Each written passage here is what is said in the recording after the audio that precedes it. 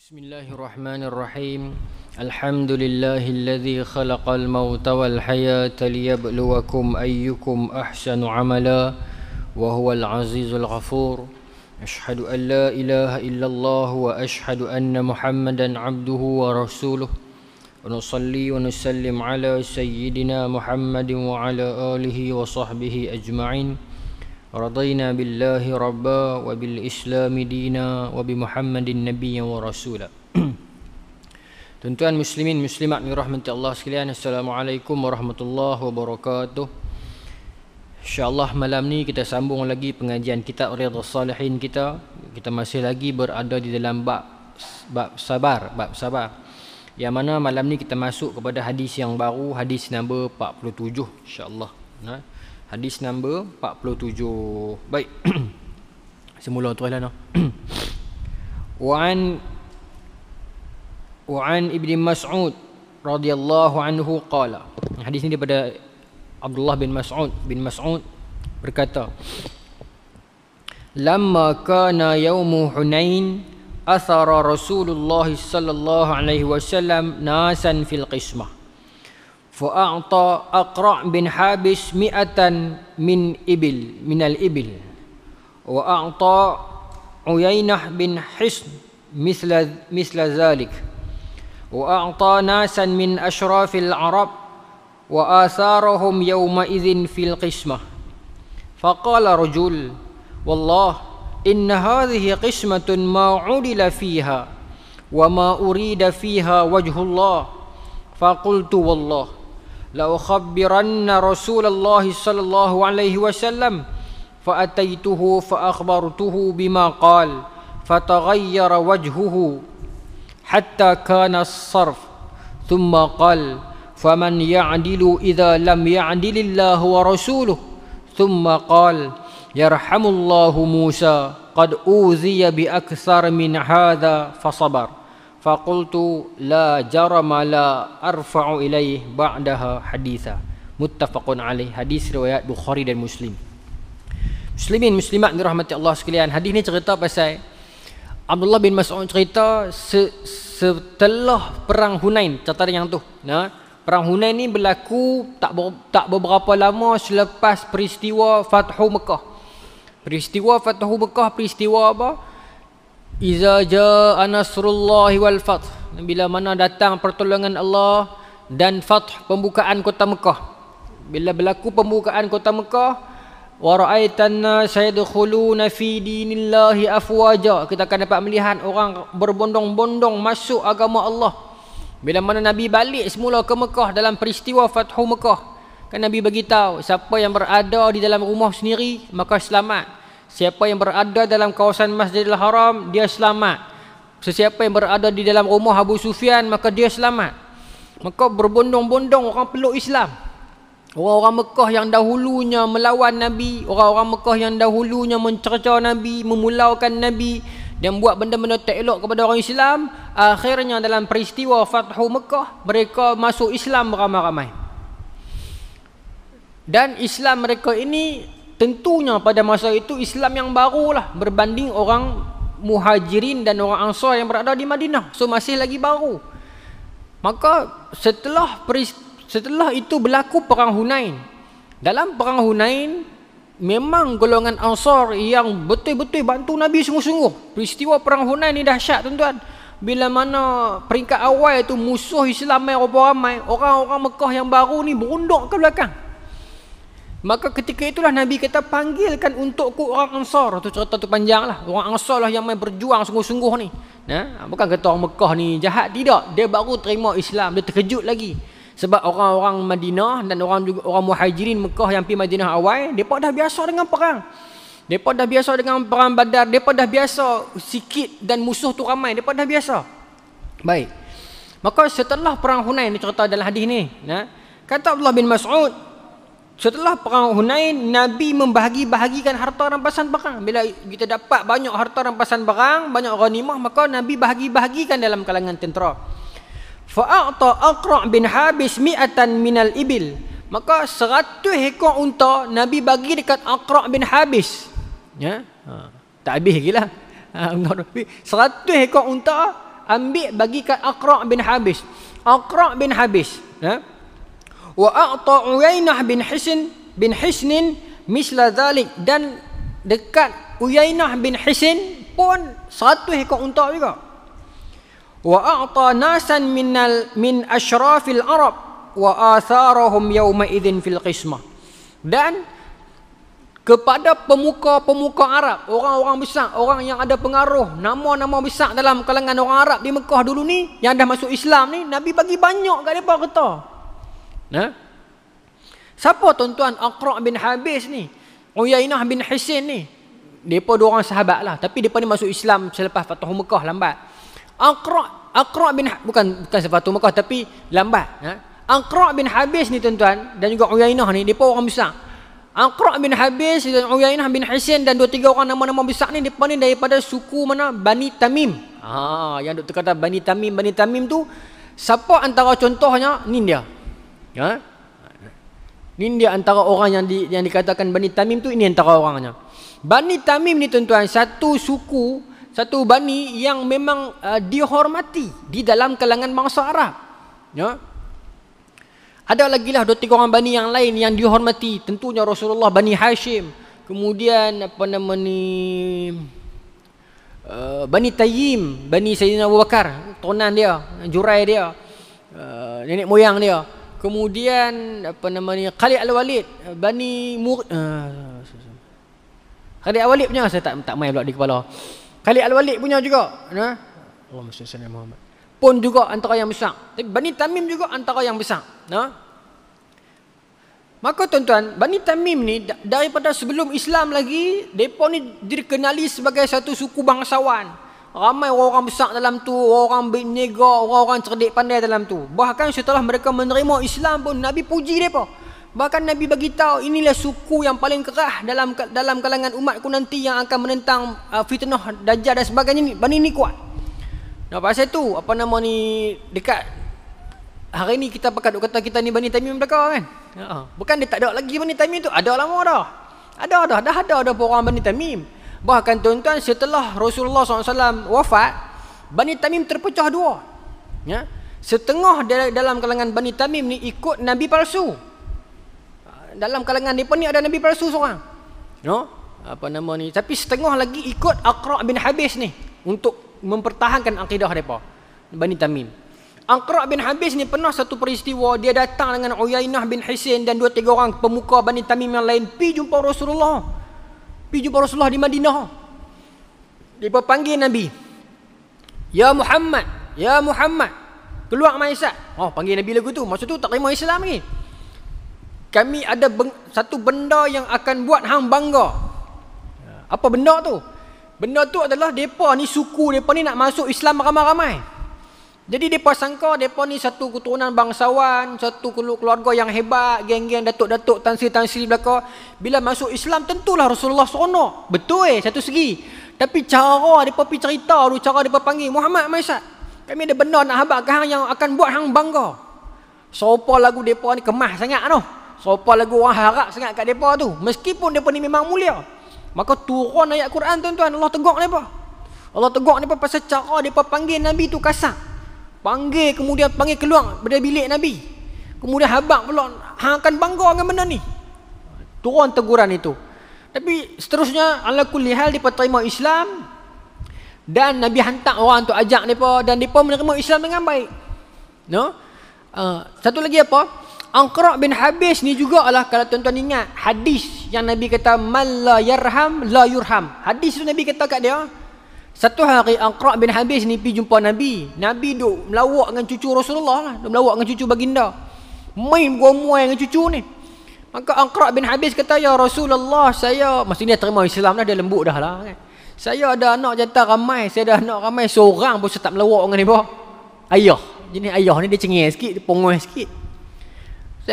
Saya bukan tak sayang, tapi dia tak tunjuk. Kebanyakan ayah dia macam tu. Ayah-ayah terutamanya geng Melayu ni kan, dia nak jadi satu macam mana tau, nak abang kata ayah. Satu segi bagus, tapi tak boleh keras sangat. No? Maka dia tengok Rasulullah baik dengan cucu, melawak bergomel dengan cucu, maka dia kata, aku dah ramai anak, seorang pun tak ada aku buat lagu ni ya Rasulullah. Maka Nabi kata man la yarham la yurham. Siapa yang tak tunjuk sayang dia, dia takkan disayangi, dia takkan ditunjuki sayangi. No? Tu Aqra' bin Habis, no? Jadi dia orang besar, tuan-tuan. Jadi dekat dia ni Nabi bagi 100 ekor unta. Uyainah bin Hisin juga 100 ekor unta, dan beberapa orang besar, banyak. Orang yang biasa-biasa ni dapat sikit. No? Jadi bila jadi lagu tu, tuan-tuan, faqala rajul, seorang lelaki kata kat belakang, wallah, demi Allah, inna hadhihi qismatun ma udila fiha. Lelaki ni kata, demi Allah, pembahagian yang Rasulullah buat ni tak adil. Tuan-tuan, dia bukan kata kat pemimpin tak adil, dia kata kat Nabi tak adil ni. Atas mata kasar dia ni, dia kata tak adil. Mungkin dia pun tak salah, pasal dia nampak mana cik orang kaya, orang besar dapat banyak, orang biasa dapat sikit, satu segi. Tapi kita ni dalam agama kita mai kata daripada Allah dan Rasul, sami'na wa ata'na, pasti ada hikmahnya. Kata Imam Malik,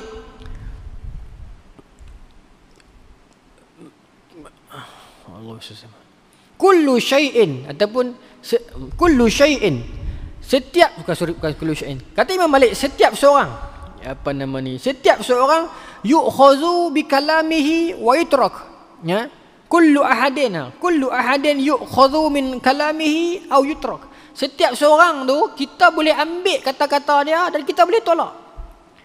Illa sahibul maqam, melainkan tuan makam ni. Masa Imam Malik kata lagu tu, dia duduk dekat makam Nabi. Maksudnya dalam kalangan kita semua ni, ada pendapat kita boleh terima, ada kita boleh tolak, itu biasa.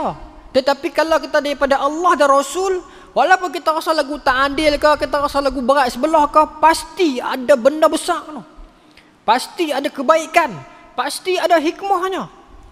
Bukan sahabat yang lain tak tahu, tapi dia pun tahu. Pasti kalau Nabi buat lagu ni ada sebab. Ya? Adil bukan diukur dengan kuantiti. Adil tak ukur lagu tu. Kalau ukur dengan kuantiti, tuan-tuan, kita nak bagi orang katalah orang tu dia berisi sikit, dengan kawan seorang lagi kurus sikit, kita tak boleh beli baju sama besar. Sekali kawan yang kurus tu baju tu longgak, tak boleh pakai pula. Adil bukan bagi ikut kuantiti, kan?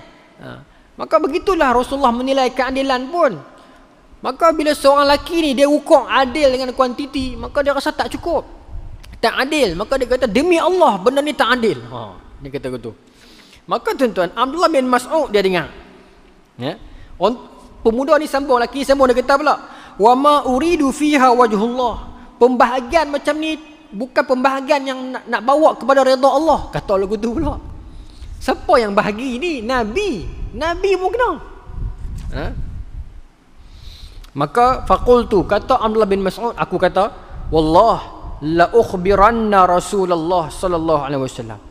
Abdullah bin Mas'ud kata, nanti Zat aku nak pergi report kat Nabi. Pasal dia kata kot belakang. Dah lah kata kot kat Nabi, kata kat belakang pula.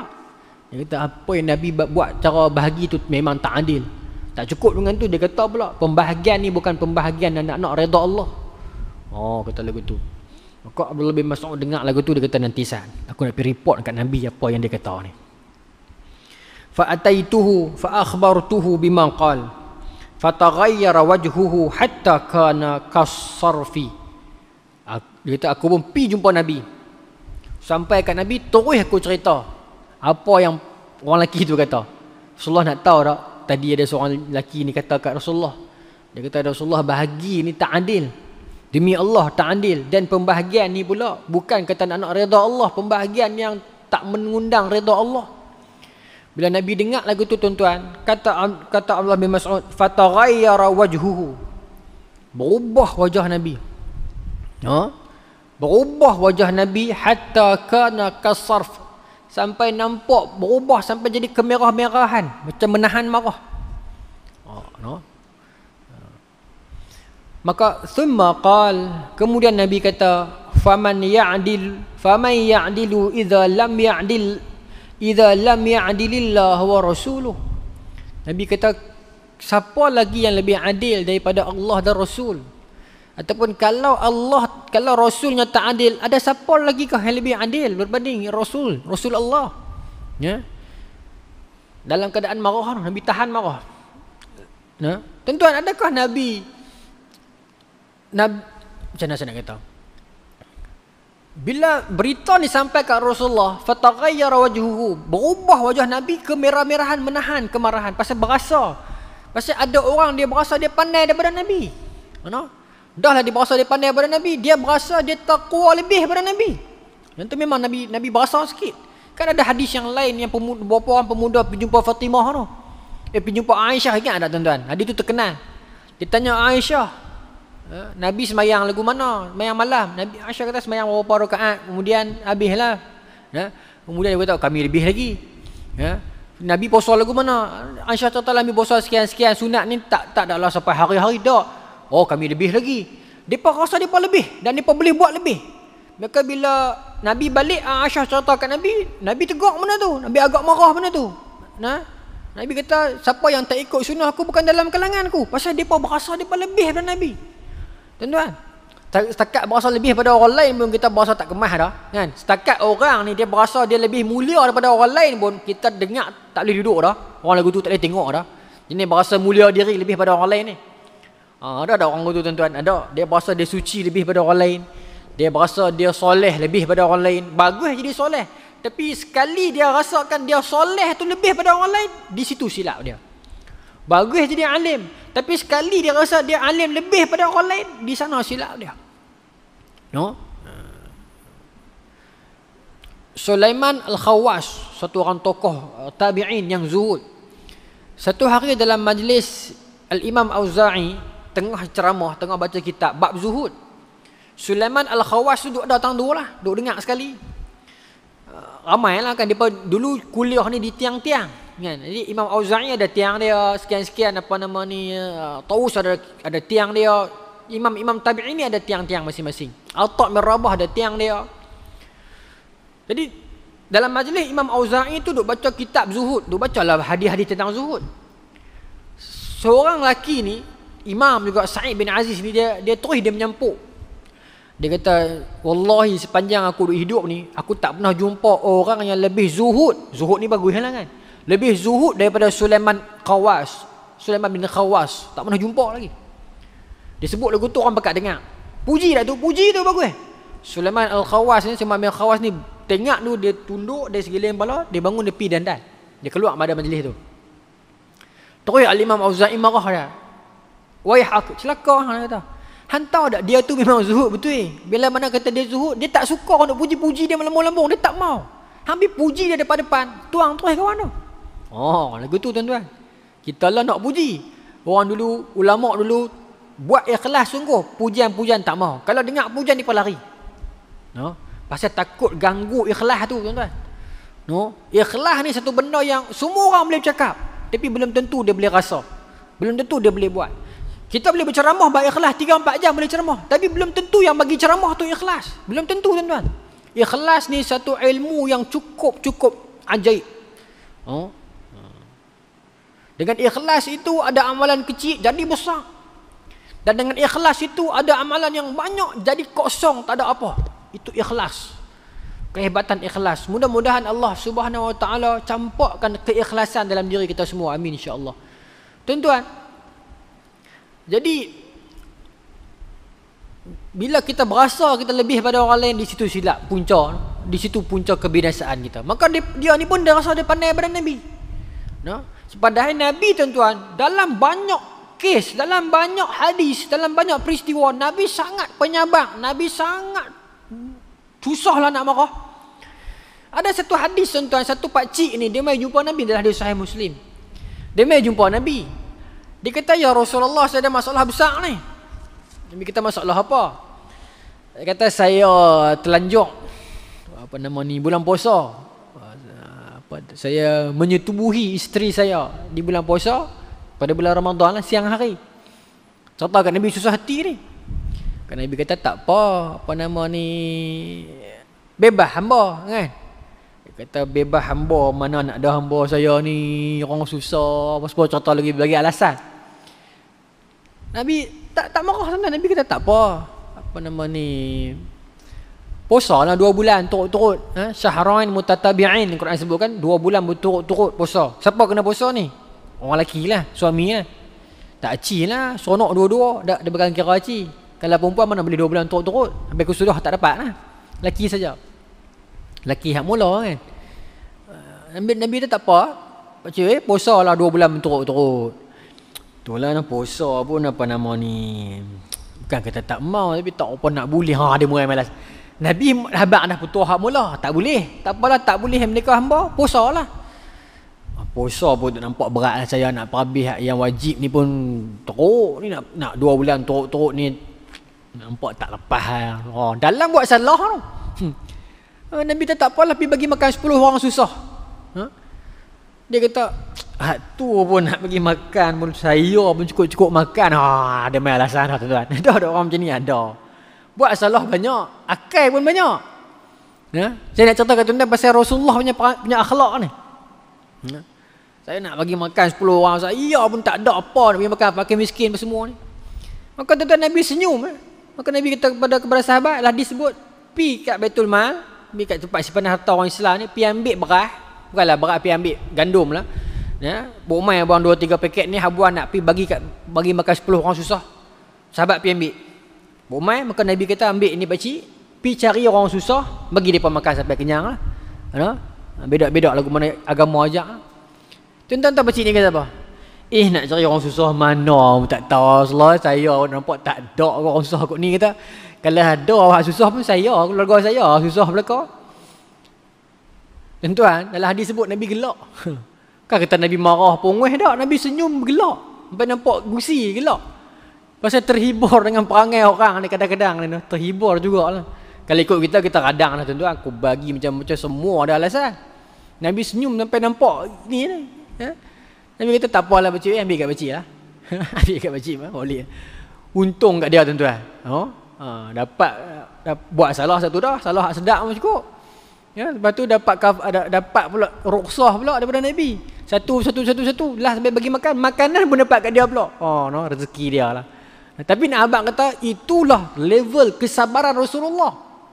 Sampai terang tu, kalau kita baca hadis ni saja, kita akan rasa Nabi ni tak sabar ke? Pasal tu saya risau. Kita kena sebut juga hadis yang lain nak menunjukkan kesabaran Rasulullah. Kalau orang-orang yang musuh Islam dia jumpa hadis ni saja, dia mula nak kata, tengok Nabi Muhammad. Sahabat dia kata kat belakang, toh muka dia nak merah padam. Tak. Banyak hadis yang lain Nabi sangat penyabar dan penyayang dan mudah bergurau. Dan susah nak marah. Kecuali dalam kes-kes tertentu bila mana melibatkan akidah, melibatkan maruah agama dan melibatkan orang yang merasa dia lebih daripada orang lain. Ni, macam kes ni, dia merasa lagu dia pandai daripada Nabi. Dalam keadaan itu tuan-tuan, Nabi SAW kata, Yarhamullahu Musa. Semoga Allah merahmati Musa. Siapa ni? Nabi Musa lah alaihissalam. Qad uziya bi aktsara min hadza fasabar. Sesungguhnya Nabi Musa itu pernah diuji lebih daripada ni oleh umat dia, tapi dia sabar. Maksudnya Nabi bila Nabi nak masa marah tu, Nabi teringat pada Nabi Musa. Nabi kata Musa ni lagi teruk daripada ni umat dia buat kat dia. Dia sabar. Setakat seorang kata kat aku kat belakang ni tak apalah. Nak abang kata apa? Itu juga salah satu petua bila mana kita marah, kita diuji, kita ingatlah orang lain lagi susah daripada kita. Kalau kita rasa kita teraniaya teruk, orang lain kadang-kadang lebih teruk daripada kita. Kita ni tuan-tuan, masalah dia bila kita diuji, kita akan tengok orang yang lebih beruntung daripada kita. Bila kita diuji dengan sakit demam, kita akan tengok orang yang sihat. Kita lupa nak tengok orang yang sakit lagi teruk daripada kita. Kita diuji dengan sakit lutut, kita duk tengok orang berlari, kita rasa kita ni teruk. Kita tengoklah orang yang kaki kudung lagi teruk daripada tu. Kita diuji dengan sakit pinggang, kita rasa ya Allah, awaklah aku sakit pinggang, aku ni orang yang semayang. Kita tengok orang sihat-sihat, kita kata mana ci. Kita tak kata lagu tu, tapi hati tu rasa macam awaklah dia pakat sihat belaka, aku ni sakit pinggang. Kita lupa nak tengok ada orang sakit buah pinggang, teruk pada tu. Kan? Kita sakit dada ni, tak tahulah punca apa, cek tak ada apa, tapi duk sakit dada menyawa tak puas. Kita kata ya Allah, awaklah aku ni orang lain sihat belaka, aku ni sakit. Kita bertanya Tuhan lagi tu. Padahal ada orang sakit jantung teruk daripada kita. Tapi kita lupa nak tengok yang lebih teruk daripada kita. Kita tengok yang elok daripada kita, lantas kita rajin mempersoalkan Tuhan. No? Begitulah kita manusia ni. Jadi Nabi SAW bila mana teringat yang tu, orang mai kata lagu tu kat Nabi, maka teringat motivasi Nabi Musa, kena lagi teruk. Tuan-tuan, Nabi Musa kena dengan Bani Israel, kau-kau lah. Nabi Musa lah yang tolong keluarkan Bani Israel daripada cengkaman Fir'aun dan Qibti di Mesir. Kan? Dalam surah Syu'ara, tuan-tuan buka baca terjemahan dia daripada awal sampai habis, seronok jalan cerita tu. Nah, Nabi Musa mai jumpa Fir'aun, suruh beriman kepada Allah, tak mau beriman, tak apa, an arsil ma'ana Bani Israel, tak mau, tak apa, nanti Nabi lain akan mai, aku nak uruskan Bani Israel. Izinkan aku keluar dengan Bani Israel, keluar daripada Mesir ni, sebab hampa duk pijak kepala kami saya ni. Kukang bergaduh panjang cerita tuan-tuan sampai kena 9 apa nama ni ibtila. Lalat apa nama ni darah, tuan-tuan tahu lah macam tu, panjang cerita tu kan. Akhirnya kena ligan pula sampai ke laut merah, laut terbelah. Allah selamatkan Bani Israel ni. Sampai kat laut merah, Bani Israel boleh salahkan Nabi Musa. Hanglah punca Musa. Kami duk elok di Mesir. Elok apa? Kena tindah, kena pukul, kena bunuh, kena tahan tanpa soal. Nabi Musa selamatkan mereka. Sampai kat tepi laut merah, mereka salah Nabi Musa. Terbuka laut, lintah laut, selamat lagi. Bila elok lintah laut, dalam Quran kata fa'atau ila ala qaumi, mereka melintasi satu kaum yang kufuna ala asnam. Lepas lintah laut merah tu tuan-tuan, Bani Israel ni tengok dengan mata mereka sendiri kuasa Allah. Laut terbelah, mereka lintah laut tu. Pergi di seberang sana, mereka lintah satu kaum yang Al-Quran sebut yang kufuna ala asnam, kaum yang menyembah berhala. Kemudian mereka kata kepada Nabi Musa, ya Musa ij'al lana ilahan kama lahu alihah. Wahai Musa, tolong buat satu Tuhan macam mana yang Tuhan tu. La hawla wala quwwata illa billah. Ini Bani Israel punya perangai tuan-tuan. Allah yang selamatkan mereka melalui Nabi Musa. Ya, Allah yang satu yang esa. Mereka tengok orang sembah berhala, mereka minta berhala pula nak jadi Tuhan. Ni perangai orang Bani Israel ni. Punya korang ajak. Itu baru lepas Allah selamatkan tu. Lepas tu dalam duk jalan nak pergi ke Baitul Maqdis tu, komplain macam-macam. Panas, Allah bagi ghamam. Tu apa nama teduhan. Komplain pula lapar. Allah hantar pula manna wa salwa. Komplain pula dahaga ayam. Idrib bi'asakal hajar. Allah kata kepada Nabi Musa, lempak tongkat hang, ketok dekat situ batu, keluarlah 12 mata air, minum. Tak beriman lah, tapi tak puas hati situ lah. Nabi Musa naik jumpa Allah, ambil loh kan, ambil the 10 commandment, arahan awal tu. Ambil syariat lah, senang abang. Tiba pergi sembah pula berhala, apa nama ni, lembu yang Samiri buat tu. Ini Bani Israel buat kat Nabi Musa, buat lagu macam-macam. Nabi Musa ajak mereka masuk Baitul Maqdis.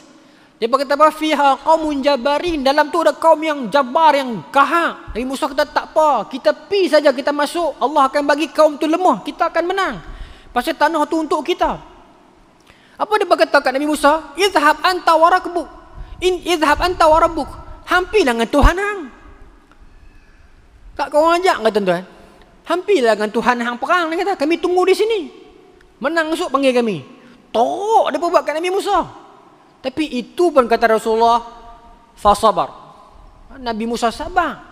Maka kerana itulah Nabi kata yarhamullahu Musa qad uziya bi akthar min hadza fasabar. Allah rahmati Musa. Dia diuji lebih teruk daripada ini, tapi dia sabar. No? Tuan-tuan. Kelebihan sabar ni. La jarama la arfa'u ilaih ba'daha haditha. Maka kata Abdullah bin Mas'ud, bila aku tengok lagu tu, ni pun menarik juga. Abdullah bin Mas'ud kata, lepas aku tengok lagu tu, aku tak berani dah pergi report apa kat Nabi. Nak jaga hati Nabi. No? Sebelum tu dia excited nak pergi habang kat Nabi. No, excited nak pergi habang. Lagu orang kata kat Rasulullah apa-apa kan, nak pergi habang cepat-cepat. Tapi lepas dia tengok peristiwa tu, dia kata aku tak berani apa dah. Tak berani dah nak pergi habang kat Nabi. Takut. Takut melukakan hati Nabi. Kita pun kadang-kadang lagu tu tuan-tuan. Kadang-kadang ada kawan-kawan melawak lebih kurang kot belakang ni kata kat siapa-siapa, kadang-kadang melawak. Kita janganlah cepat mulut sangat pergi habang. Orang tepat pergi menyucuk, Janganlah. Nanti pecah belah habis, tak mau kita jadi orang yang Yang lagu tu, yang bermuka-muka, yang menggaduh domba. Walaupun kadang-kadang kita melawak, walaupun kadang-kadang kita seronok, tapi benda tu tak betul, tak kena. No? Sama-sama lah kita peringat diri kita. No? Boleh lah saya sambung lagi, no? Baik. Hadis terusnya. Hadis nombor 48. Panjang tuan-tuan, no? Bab sabak ni, no? Apa nama ni? Dia antara bab yang panjang lah. Kemudian kita juga tak boleh nak skip cepat-cepat. Habis satu hadis, pergi satu hadis, pergi satu hadis, pergi satu hadis, nanti kita tak puas. Kita tak dapat apa nama ni intisari tu. No? Contoh macam tadilah, bila saya cerita hadis ni yang saya kata Nabi muka merah tu. Saya tak puas bila saya duk fikir nak cerita kan. Tak boleh saya cerita hadis ni saja. Selagi orang duk tengok rakaman orang salah faham. Kan? Oh, Rasulullah ini lagu tu ke? Jadi saya kena cari hadis yang lain yang nak counter dengan hadis ni balik. Nak abang kata Nabi ni penyayang sebenarnya. Kan? Lepas tu kita kena pelan-pelan, slow and steady lah. Tapi pejam celik. Usahnya dah berapa tahun dah kita dengan Riyadhus Salihin ni. No, setahun lebih dah saya ingat. No, saya tengok dalam rekod tu dah kali ke 18 dah. Maksudnya setahun lebih dah. Alhamdulillah. Walaupun orang pelan lama pelan surut ke pelan tambah. Macam pelan surut saya tengok. No? Tak tahu lah, mungkin sebab rehat ke no, penuri lah apalah. Baik. Hadis seterusnya tuan-tuan. Wa an Anas radhiyallahu anhu qala. Daripada Anas bin Malik berkata, hadis seterusnya, hadis nombor 48. Qala Rasulullah sallallahu alaihi wasallam. Ya, berkata Nabi sallallahu alaihi wasallam. Bila Nabi berkata, maknanya hadis ni hadis apa? Marfu'. Sandak terus kat Nabi, sangkut terus kat Nabi, hadis marfu'. Baik. Idza aradallahu bi'abdihi khair ajjala lahu 'uqubah fid dunya. Kata Nabi, sekiranya Allah Subhanahu wa taala mengkehendaki seseorang hamba itu akan kebaikan. Kalau Allah nak kebaikan pada hamba tu, pada kita lah. Kalau Allah nak sesuatu kebaikan ada pada hamba tu, ajjala lahu 'uqubah fid dunya. Allah akan ajjala apa? Mempercepatkan, menyegerakan. Ajal ni maknanya apa? Segera. Sebab tu manusia ni dia dibuat dengan ada perangai ajal, perangai yang nak segera apa pun. Memang kita lagu tu tuan-tuan. Baik. Maka Nabi kata, kalau Allah nak seorang hamba itu dapat kebaikan, Allah akan segerakan kat dia ni uqubah, ujian ataupun penghapusan dosa. Apa nama ni, musibah. Kalau musibah dalam arti kata bala tak, musibah ujian lah, ibtila. Allah akan segerakan musibah dia tu atas dunia lagi dah. Wa idza arada bi 'abdihi syarra amsaka anhu bi dhanbihi hatta yuwafiya bihi yaumal qiyamah. Tetapi kalau seseorang hamba itu Allah kehendaki pada dia keburukan, Allah akan biar dia berterusan dalam keadaan dosa dia. Allah takkan balas lagi. Uqubah ni macam balasan dosa lah. Allah takkan balas apa lagi. Dia buat jahat tapi dia terus sihat. Dia buat maksiat tapi dia sihat walafiat. Allah biarkan dia. Tak pernah sakit, tak pernah susah. Kerana apa kata Nabi? Orang yang macam ni kalau kita tengok dah tenggelam dalam maksiat tetapi sihat walafiat. Tenggelam dalam dosa tapi badan terus sasa. Tenggelam dalam jahat tapi badan sihat. Maka kata Nabi, orang ni Allah kehendaki keburukan pada dia, Allah akan biar sampai hari kiamat. Kalau amsaka anhu bi dhanbihi hatta yuwafiya bihi yaumal qiyamah, sampai dia akan dimatikan dalam keadaan penuh dengan dosa dia tu tanpa dipotong. Sebab kalau kita kena ujian musibah, dosa kita potong. Lagi ada satu hadis yang lain tuan-tuan tengok. Bagaimana Allah buat cukup cantik lah tuan-tuan. Kalau tuan-tuan malam ni ada dalam kalangan tuan-tuan yang sedang terima ujian, malam ni malam yang paling sesuai untuk tuan-tuan dengar. Kalau kita terima ujian, Nabi kata kalau Allah sayang kat seseorang hamba tu, Allah nak kebaikan pada dia, atas dunia ni dia kena dah. Kena dah, mungkin dosa dia muda-muda kan, dosa dia remaja zaman sekolah dulu kan, dah lepas balik dah kan. Kadang dosa dia main tua-tua ni bila ubah pergi masjid jadi orang bagus, dia orang masjid, tiba-tiba dia diuji sakit lutut, sakit kepala, sakit buah pinggang, sakit apa pun, Allah bagi siap-siap.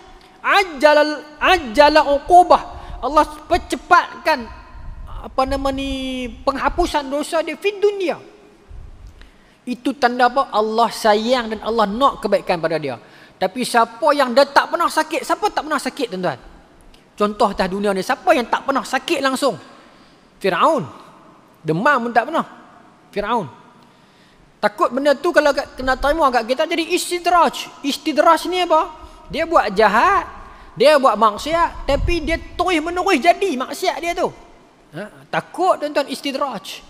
Ramai ulama-ulama, tuan-tuan, yang sihat walafiat, kaya-kaya, padahal itu bukan istidraj, itu memang kurnia Allah kepada mereka. Itu pun mereka takut kata istidraj. Siapa contoh istidraj terbesar? Dajjal. Dajjal ni maksiat, syirik, mengaku Tuhan, dosa, tapi dia buat apa pun jadi, dia kata apa pun jadi. Istidraj. Allah bagi kat dia, nak bagi dia lagi sesat. Takut, tuan-tuan, kalau kita duduk dalam maksiat, tiba-tiba kita sihat, tak pernah kena uji apa langsung, hati pun seronok ayah. Itu bukan tanda Allah redha. Itu tanda Allah biak. Jangan kita sangka kita buat apa tak pernah sakit, itu tandanya Allah redha perbuatan kita. Kita buat perangai maksiat ke, buat apa pun guna kita rasa aku tak pernah kena apa pun. Allah tak pernah bagi apa kat aku pun, maknanya Allah redha lah. Aku pergi Mekah pun tak kena apa pun, nanti sat. Kadang-kadang Allah dah biak, hang buatlah apa pun, akhirat hang sakit. Berpadalah baik kita kena atas dunia, tuan-tuan. Dunia sementara. Apa yang nak kena atas dunia, semua sementara. Tidak, tuan. Sonok pun sat, sakit pun sat. Tuan-tuan tengok kawan-kawan tuan-tuan yang di hospital, penuh wayar di muka dia, di mulut masuk ke hidung, cucuk ke tengkok, derita dia ni. Dia mati, rehat dah. Seronok lah. Mana ada wayar pada lepas mati? Dalam wayar dia keluar masuk tubuh badan dia ni, keluar bukan keluar ayak saja tu, keluar dosa sekali tu. Ajalalahul uqubah fid dunya. Allah cepatkan untuk dia atas dunia, terima siap-siap dah. Nanti dia mati free. Free sungguh kau ustaz? Nanti hadis seterusnya lagi ada. Kena dengar sampai habis. Baik, sambung tu. Wa qala Nabi sallallahu alaihi wasallam, inna azima jaza ma'a inna izamal jaza ma'a izamal bala. Besarnya ganjaran datang bersama besarnya ujian. Agungnya besarlah, azim ni besar, agung lah. Agungnya pembalasan datang bersama agungnya ujian. Lagi teruk ujian yang dia tanggung, lagi besar pahala dia. Lagi besar derita yang dia tanggung atas dunia, lagi besar dosa dia yang Allah padamkan. Nabi sebut. Wa inna Allah Ta'ala iza ahabba qauman ibtalahum. Dan kata Nabi, sesungguhnya Allah Subhanahu wa taala bila mana dia sayang sesuatu kaum itu, tetapi kaum itu ada dosa sikit ataupun ada dosa juga, tapi Allah sayang, ibtalahum, Allah akan uji mereka. Kita tengok sebahagian negara Islam, negara yang mengamalkan Islam, negara yang menegakkan syiar Islam, tapi Allah uji kadang-kadang, mungkin datang gempa, mungkin datang gunung berapi ke apa-apa, tapi kita tahu dia ni baik. Maka kata Nabi, itu kerana Allah, innallaha ta'ala ahabba ila qaumin, Allah sayang kaum itu. Tetapi ada satu dua benda yang kita tak tahu, ada kesilapan depa dulu-dulu ke apa ke, tapi Allah nak bersihkan, Allah akan segerakan ujian tu. Faman radiya falahu ridha wa man sakhita falahu sukht. Rawahu Tirmizi. Siapa yang redha dengan ujian tu, Allah akan redha pada dia. Siapa yang murka dengan ujian itu, Allah akan murka dengan dia. Ingat tuan-tuan, apa sahaja yang datang daripada Allah, pahit, manis, tawak, masam, apapun, kita terima sebagai keindahan belaka. Sakit, tak apalah, datang daripada Allah. Sakit itu sakit yang indah. Pedih kadang-kadang, tapi kalau Allah uji, pedih itu pedih yang indah. Ingat macam tu tuan-tuan. Kita doa, ya Allah, aku mohon padamu ya Allah, bukan nak ubah takdir ni ya Allah, cuma memohon kelembutan Allah terhadap takdir ini ya Allah. Ya, hasbi Allah wa ni'mal wakil. Cukuplah Allah sebagai sebaik-baik penolong. Ingat baca yang tu. La haula wala quwwata illa billahil aliyyil azim. Allah nak kita minta pada dia tuan-tuan. Ya. Allah nak, Allah suka satu hamba yang buat dosa kemudian minta ampun pada dia, Allah suka beri pengampunan. Dalam riwayat yang lain kata, kalau manusia tu tak pernah buat dosa langsung ni, mustahil lah. Tapi kalau manusia tu tak pernah langsung buat dosa, Allah akan matikan manusia tu, Allah akan gantikan dengan manusia yang lain yang buat dosa seterusnya minta ampun kepada Allah dan Allah akan ampunkan. Maknanya apa? Dosa ni biasa. Bukanlah biasa yang orang salah faham. Maknanya buat dosa jangan sangka tak ada ruang untuk kita. Minta ampun, Allah akan ampunkan. Allah suka memberi pengampunan. Allah suka kita minta pada dia. Sebab tu kalau kita rasa serba-serbi kita cukup, tak pernah sakit, tak pernah miskin, tak pernah susah, duit tak pernah putui, bila kita nak minta ke Allah? Tak minta lah. Kita merasa cukup. No? Tapi bila sekali Allah uji sakit, tak berhenti dalam sujud kita minta, ya Allah, aku nak sembuh pada sakit ni ya Allah. Betul ya anda? No? Kita duk ada duit tiap-tiap bulan, tak pernah takut, tak pernah minta. Kita duk sangka gaji tu bagi kita duit. Tapi orang berniaga, ni tangan tak putih ya Allah, nak makan apa hujung bulan ni ya Allah, bagilah rezeki ya Allah. Allah suka pada hamba-hambanya yang sering meminta padanya tuan-tuan. Minta pada Allah. Kita buatlah benda yang Allah suka. Ya. Sekalipun kita cukup, minta lagi, minta pada Allah, minta. Allah ghaniyun hamid, kaya terpuji. Tak ada perlu bajet 2023, bajet 2022, tak perlu.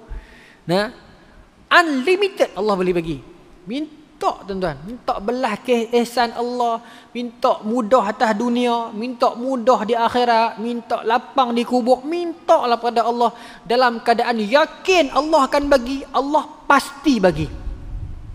Cuba kita ingat dalam hidup kita ni, apa yang kita minta dan harap nak dapat yang kita tak dapat. Kita ingat balik. Semua dapat, perasan tak? Allah mesti bagi punya. Lambat dengan cepat. Lambat dengan cepat. Yakin tuan-tuan, yakin pada Allah. Orang yang pernah mengecapi nikmat itu, dia akan tahu apa maknanya. Terutamanya tuan-tuan, mintalah sepertiga malam dalam tahajud kita. Orang yang minta dalam tahajud, dia punya doa macam orang panah tepat kena bullseye tu. Buat tuan-tuan. Orang yang pernah merasai pengalaman itu, dia tahu nikmatnya meminta kepada Allah sepertiga malam. Dia akan tahu tuan-tuan. Orang yang macam ni, nikmat dia bangun tengah malam minta kepada Allah, tak ada bahasa boleh cerita, tak ada lagu boleh habang, tak ada orang boleh gambarkan. Nikmat dia lagu mana, kena rasa tuan-tuan. Pasal tu orang-orang, tuan-tuan ingat tak Allahyarham Tok Guru Nik Aziz, dalam satu ceramah tu dia cerita, di YouTube pun ada ceramah tu. Dia abang kata dalam hidup dia ni sekali dia tak bangkit tahajud terlepas. Tuan-tuan tengok di YouTube ada. Masa tu dia bagi anugerah kepada tokoh agama, tokoh artis, emisif pada masa tu lah, masa malam tu dia cerita. Ceramah di YouTube ada lagi. Sambil dia duk cakap tu bukan dia nak cerita pasal dia bagus sembahyang tahajud tu tak, tapi sebab tu bila disebut tu kita boleh nampak tuan-tuan, sebab yang bukan buat-buat ni. Oh. Betul ya tuan-tuan, sebab yang bukan buat-buat ni. No? Dan satu lagi kelebihan tahajud ni, tuan-tuan buat, kalau tuan-tuan tak percaya, kalau buat tak jadi, tuan-tuan memang rasa bulan depan. Tuan-tuan niatnya nak bangkit, tak payah kunci jam, Allah gerak. Allah gerak tuan-tuan. Niat sungguh-sungguh aku nak bangkit tahajud ya Allah. Allah gerak punya. Lepas tu kita pula nak bangkit tak bangkit. Allah gerak punya. Ya. Allah mesti gerak. Itu ajaibnya bangun malam. Tuan-tuan buat. Tak jadi tuan-tuan memang rasa bulan depan. Niat sungguh-sungguh ya Allah aku nak bangun tahajud malam ni ya Allah. Allah pasti gerak. Tambahlah subuh lambat. Pukul 6 pun dah lagi tahajud. No, buat tuan-tuan dah buat. Saya cerita kat tuan-tuan ni bukan kata saya nak rajin buat tiap malam, dok. tak mau cerita pasal saya lah, tapi nak buat tu buatlah tuan-tuan lah, buat. No, kita pekat buatlah. Baik. Seronok. Wallahi seronok. Baik. Minta pada Allah no. Boleh lagi ke? Boleh lagi no. Ada satu hadis ni panjang. Hadis yang 49 ni panjang pasal anak Abu Talhah meninggal tu. Hadis lepas pada tu pendek sikit, pendek sangat. Yang saya kata pasal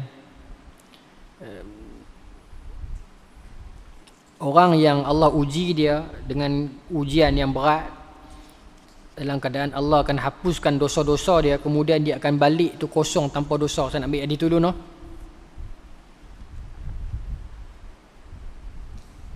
Tapi takut nanti dia skip, tak sesuai pula kalau siapa yang tak apalah, saya baca hadis ni terus lah.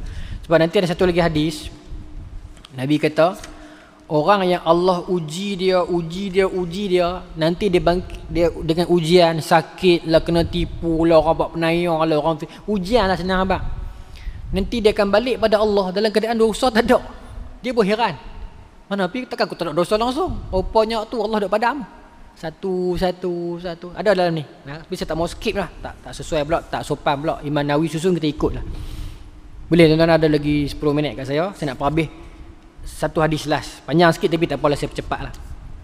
No? Hadis daripada Anas bin Malik radhiyallahu anhu. Ya. Kana ibnu li Abi Talhah radhiyallahu anhu yashtaki. Anas bin Malik ni hadis nombor 49. No? Anas bin Malik kata, Abu Talhah ni ada bini nama Ummu Sulaim ya. Daripada anak daripada ni sakit, kata Anas bin Malik, daripada anak kecil sakit. Fa kharaja Abu Talhah fa qubida sabiyyu. Maka dalam anak dia sakit lama lah. Kemudian masa tu Abu Talhah pun tak boleh tunggu lama-lama di rumah, maka dia keluar pergi menjaga dan sebagainya. Masa dia duduk ada di luar tu, outstation tu menjaga tu, anak dia meninggal dunia. Fa qubida sabiyyun. Anak dia kecil tu meninggal dunia.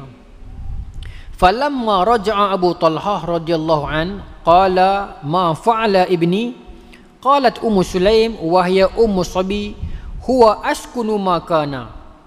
Ya. Kemudian bila dia pergi menjaga lama, masa dia pergi menjaga tu anak dia mati, meninggal dah.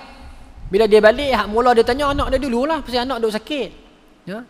Tanya isteri dia Ummu Sulaim, macam mana anak kita ni? Maka Ummu Sulaim kata, anak kita berada dalam keadaan yang paling tenang dalam hidup dia. Kata lagu tu. Bukan dia tipu dah, tenang sungguh lah. Tapi meninggal dah. Duduk dah dalam bilik, meninggal. Tak apa bang, jangan risau bang, anak kita tenang ya. Kata. Dalam hadis Sahih Muslim, Ummu Sulaim habaq kat jiran-jiran semua. Saat lagi laki ku balik, siapa jangan habaq kat dia yang anak dia meninggal. Biar aku habaq sendiri. Ummu Sulaim habaq dah. Ya, tu hadis tu dalam Sahih Muslim. Ada juga dalam ni. Maka bila laki dia balik, Abu Talhah balik, tanya mana anak kita duduk sakit ni kan. Muslim kata tak apa bang, anak kita dalam keadaan yang paling tenang sekali. Oh, dia pun lega dengar. Padahal anak dia meninggal dah, duduk dalam bilik. Ni bini ni tuan-tuan dahsyat betul lah. Selalu perempuan emosi, tapi Ummu Sulaim dia menunjukkan dia wanita besi. Faqarrabat ilaihi al-asha fata'asha. Kemudian dia pun buat masak dinner malam. Bagi laki dia, jamu laki dia makan. Dan buat yang paling sedap sekali lah, special. Bagi laki dia makan. Thumma asaba minha. Kemudian dia dalam Sahih Muslim sebut, panjang lagi. Itu mana hadis ni riwayat bermakna. Dalam Sahih Muslim sebut, dia make up cantik-cantik. Yang selayaknya sebagai isteri lah. Kita tak payah bayang lah. Tapi selayaknya sebagai isteri. Cantik ke mana tak tahu. Tapi sampai laki dia berasa syahwat lah. Dia make up paling indah. Maka tuan-tuan, lepas makan malam, dia pun masuk bersama isteri dia Ummu Sulaim ni. Pasal bini pun make up lawa sangat ni, dia pun naik satu macam nekaran, masuk dalam bersama bini dia. Anak ni meninggal dah ni. Anak duduk meninggal, mayat duduk ni, dia tak tahu. Bila meninggal, falamma faragha, bila dia pun dah habis, selesai dah puas dah, seronok dah, senang orang jantan kan.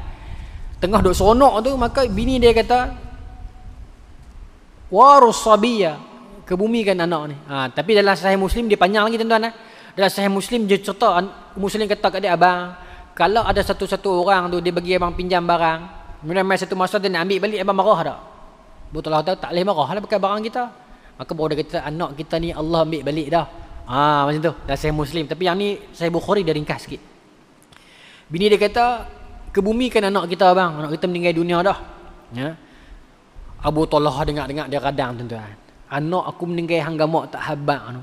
Hang biar aku dalam keadaan makan, aku dalam keadaan berjunuk pula. Hang gamak tak habaq mayat ni anak aku ni. Ya. Falamma asbaha Abu Talha ata Rasulullah sallallahu alaihi wasallam fa akhbarahu. Esok pagi-pagi tu tak tunggu lama dah, subuh tu terus habis mayang tu dia pergi jumpa Nabi Dandan. Pergi cerita kat Nabi. Ya Rasulullah, tahu dah Ummu Sulaim bini saya buat lagu ni kat saya.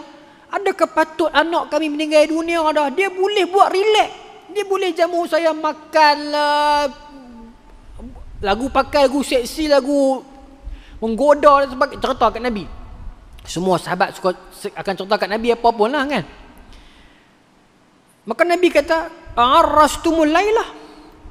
Dengan dia cerita kat Nabi sampai tahap tu. Dia kata sampai tahap dia pakai elok-elok, pakai sigok-sigok nak bagi saya naik syahwat apa semua ni. Cerita kat Nabi. Tak ada rahsia. Maka Nabi kata, hampa bersama ke semalam? Apa bersama tuan-tuan faham no? Hampa bersama ke semalam? Naam. Dia kata naam. Qala naam. Ya, kami bersama. Qala, maka berkata Nabi, Allahumma barik lahuma. Ya Allah, berkatilah kedua-duanya. Berkati apa ni? Berkati perhubungan semalam tu. Maksudnya Allah, Nabi doa agar apa yang dia perbuat semalam tu, persetubuhan itu diberkati oleh Allah, dan bila dapat keberkatan dia akan mai zuriat. Lepas tu kita nak buat perhubungan tu kena baca doa, bukan main hantam kan. Tak maulah cerita tak elok tak. Tapi kena cerita kalau agama orang kan, bukan boleh malu. Tapi kena ada doa lah. Paling tidak pun baca auzubillah, baca ta'awuz. Baik. Allahumma barik lahum. Nabi doa berkatilah keduanya. Fawaladat ghulaman. Berkat doa Nabi itu tuan-tuan mengandung pula Ummu Sulaim. Ummu Sulaim mengandung pula ke-9 dah. Sebab habis cepat-cepat. Cepat tu lah. Panjang ni sampai bila mengandung pula. Kemudian beranak rasa cepat beranak. Faqala li Abu Talha. Abu Talha kata kepada Anas bin Malik. Kan Anas bin Malik yang riwayat hadis ni. Ihmilhu hatta ta'tiya bihi Nabi sallallahu alaihi wasallam wa ba'as ma'ahu bitamaratin. Maka bila elok-elok keluar anak, Abu Talha kata kepada Anas, ambil anak aku ni pi bawa dekat Nabi. Pi bawa jumpa Nabi. Lepas beranak tu duduk Ustaz, bawa pergi jumpa Nabi terus. Bawa kurma. Dah sampai kat Nabi, maka fa akhadhaha Nabi sallallahu alaihi wasallam famadaghaha thumma akhadhaha min fihi faj'alaha fi sabi. Maka bila sampai kat Nabi, Nabi ambil anak Abu Talha tu, Nabi riba, Nabi ambil kurma tu yang tahnik tu lah. Nabi lenyek, kemudian Nabi masukkan dalam mulut Nabi. Dengan Nabi ambil tu, Nabi masukkan dekat lelangit dia. Maksudnya ayat aliuk Nabi tu masuk dalam lelangit dia. Ini hadis ni yang jadi dalil tahnik tu. Thumma hannakahu wa sammahu Abdullah. Kemudian Nabi pun namakan dia dengan nama Abdullah. Daripada hadis ni jugalah yang jadi hukum tahnik tu. Perbincangan tentang tahnik ni panjang. Dalam syarah Minhaj ala Sahih Muslim, Imam Nawawi cerita masa bila nak tahnik. Seeloknya seawal yang boleh. Dalam Fathul Bari, syarah pada Sahih Bukhari, syarah pada hadis ni, Imam Ibn Hajar bawa kalau ada satu riwayat itu, riwayat yang lain Abu Musa Asy'ari, bila anak tu beranak pagi, petang tu pergi tahnik dah. Secepat yang boleh. Bukan kata kita tunggu seminggu, tunggu nak buat majlis sebulan, anak tu reti pepak dah. Tak jadi. Dia tujuan dia agar yang mula masuk tu manisan. Kemudian ayat liuk tu biarlah ayat liuk orang yang soleh. Saya tuan-tuan, saya minta maaf mungkin saya beza dengan orang, tapi ini pendapat peribadi saya. Boleh tolak, tak ada masalah. Mana pergi saya punya penanda? Saya nak tutup dah. Boleh tolak, tak ada masalah. Ini pendapat peribadi saya. Saya tutup dengan dia. Baik. Jadi hukum tahnik pun sunnah. Kemudian dalam hadis yang syarah saya Bukhari Fathul Bari itu sebut, Ibn Hajar kata kalau dalam riwayat tu sebutlah bila bayi beranak pagi, petang tu tahnik. Maksudnya bukan kata kalau bayi beranak petang, maksudnya dalam tempoh tu lah kita ukur sendirilah. Maksudnya sunnah mereka menyegerakan, kemudian bagi nama kat dia. Baik. Sebab tu Nabi bagi nama wasamahu Abdullah, Nabi bagi nama kat dia. Jadi sunnah dia apa? Hak awal masuk tu manisan. Kemudian ayat liuk orang yang soleh.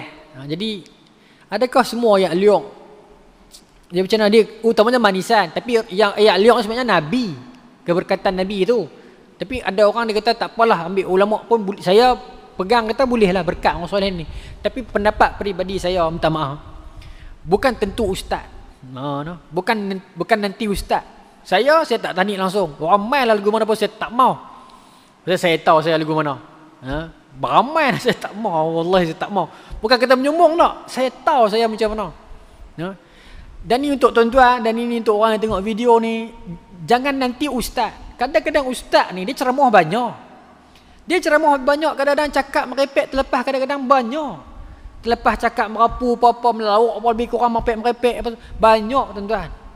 Kalau bukan ustaz lain, saya lah, tak apa saya kata mengaku saya, tapi kita nak, kalau boleh biarlah orang soleh, tak nanti ustaz lah tuan-tuan. Saya lagi suka kalau tok-tok siak ke orang masjid yang memang sengap, yang memang tak tahulah kadang-kadang bidang-bidang kampung yang solehah tu, orang makcik-makcik tok-tok yang memang melazimi semayang malam, yang tak cakap banyak, yang zikir saja di mulut depa, orang lagu nipi ya.